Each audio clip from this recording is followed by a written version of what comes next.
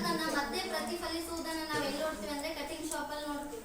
ಅಂದ್ರೆ ಸಾಮಾನ್ಯವಾಗಿ ಎಲ್ಲ ಅಣ್ಣದವರೆಲ್ಲ ಕಟಿಂಗ್ ಮಾಡ್ಸಕ್ ಹೋಗಿರ್ತಾರೆ, ಅವರೆಲ್ಲ ಎಬ್ಬಲ್ಬೇಕು ಅವ್ರಿಗೆಲ್ಲ ಕಟಿಂಗ್ ಮಾಡೋರು ಒಂದ್ ಕನ್ನಡಿ ಮುಂದೆ ಕೂಡಿಸ್ತಾರ. ಅವರು ತಲೆ ಕೂದಲನ್ನ ಕತ್ತರಿಸಿದ ನಂತರ ಅವ್ರ ಕನ್ನಡಿ ನೋಡ್ಕೊಂಡ್ ಎಷ್ಟು ಚೆನ್ನಾಗಿದೆ ಇಲ್ಲ ಅಂತ ನೋಡ್ಕೊಂತೀವಿ. ಬಟ್ ಹಿಂದೆ ಹೆಂಗ್ ನೋಡ್ಲಿಕ್ಕೆ ಸಾಧ್ಯ? ಹಿಂದೆ ಒಂದು ಕನ್ನಡಿ ಇರ್ತದೆ. ಈಗ ನನ್ನ ಮುಖ ಇಲ್ಲಿ ಕಾಣಿಸಕತ್ತದ, ನನ್ನ ತಲೆ ಹಿಂಗೆ ಒಂದು ಹಿಡಿದ ನಂತರ ನನ್ನ ತಲೆದಾಗ ನನ್ನ ಮುಖ ಕಾಣಿಸ್ತದೆ.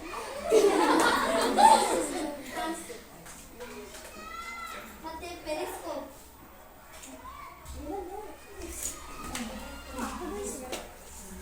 ಹುಷಾರಮ್ಮ, ಅದು ಸ್ವಲ್ಪ ಅಳ್ಳಾಡಿಸ್ಬಿಟ್ರೆ ಮತ್ತೆ ಅದರ ಒಳಗಡೆ ಇರೋ ಕನ್ನಡಿಗಳು ಇದಾಗ್ಬಿಡ್ತವೆ.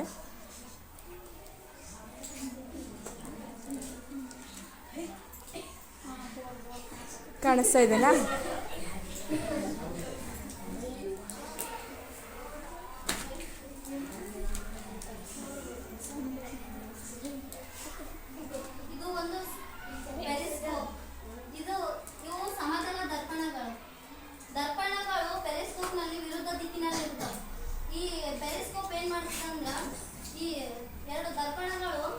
ಎರಡು ದರ್ಪಣಗಳ ಪ್ರತಿಫಲನ ನೇರವಾಗಿ ಕಾಣಿಸಿದ ವಸ್ತುವನ್ನು ಕಾಣಿಸುವಂತೆ ಮಾಡ್ತದೆ.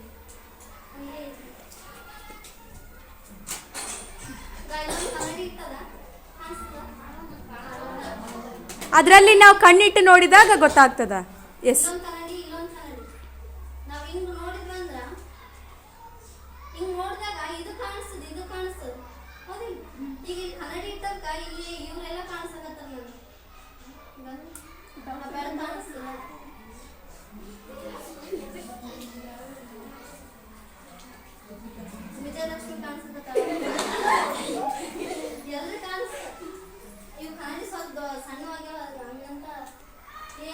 ಎಲ್ಲರಿಗೆ ಕೊಟ್ಟರೆ ಅದು ಹಾಳಾಗ್ಬಿಡ್ತದ, ಹಂಗಾಗಿ ಕೈಯಾಗ ಕೊಡ್ತಿಲ್ಲ. ಅದು ಸೂಕ್ಷ್ಮ ಪೆರಿಸ್ಕೋಪ್, ಅದು ಸೂಕ್ಷ್ಮ ರೀತಿಯ ಪೆರಿಸ್ಕೋಪು.